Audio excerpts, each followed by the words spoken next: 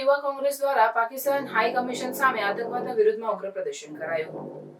પહેલગામમાં થયેલા આતંકી હુમલાના વિરોધમાં ભારતીય યુવા કોંગ્રેસના સભ્યોએ નવી દિલ્હીમાં પાકિસ્તાન હાઈ કમિશન નજીક ઉગ્ર પ્રદર્શન કર્યું। તેમણે પાકિસ્તાન વિરોધી સૂત્રોચ્ચાર કર્યા અને આતંકવાદના વિરોધમાં મજબૂત અવાજ ઉઠાવ્યો। પ્રદર્શન દરમિયાન પોલીસ અને પ્રદર્શનકારો વચ્ચે તણાવની સ્થિતિ સર્જાઈ, જેના પરિણામે પોલીસને પ્રદર્શનકારોને અટકાવવાની ફરજ પડી। આ પ્રદર્શન દરમિયાન યુવા કોંગ્રેસના નેતા શ્રીનિવાસ બીવી અને અન્ય કાર્યકરો હાજર રહ્યા, જેમણે જણાવ્યું કે આ હુમલો માત્ર નિર્દોષ પ્રવાસીઓ પર નહીં પરંતુ સમગ્ર માનવતા પર હુમલો છે। તેમણે પાકિસ્તાનને આતંકવાદના સમર્થનમાં દોષી ઠેરવ્યું અને સરકારને કડક પગલાં લેવા માટે આહવાન કર્યું।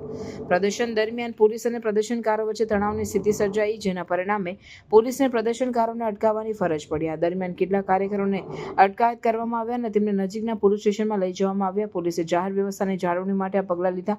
આ પ્રદર્શન દેશભરમાં ફેલાયેલ દુઃખ અને ગુસ્સાને પ્રતિબિંબિત કરે છે। ભાજપ અને કોંગ્રેસ સહિતના રાજકીય પક્ષોએ આતંકવાદના વિરોધમાં એકતા દર્શાવી છે। આ ઘટનાએ સમગ્ર દેશમાં શોક અને ગુસ્સો ફેલાવ્યો છે અને નાગરિકો આતંકવાદના નાશ માટે સરકારના પગલાઓની રાહ જોઈ રહ્યા છે।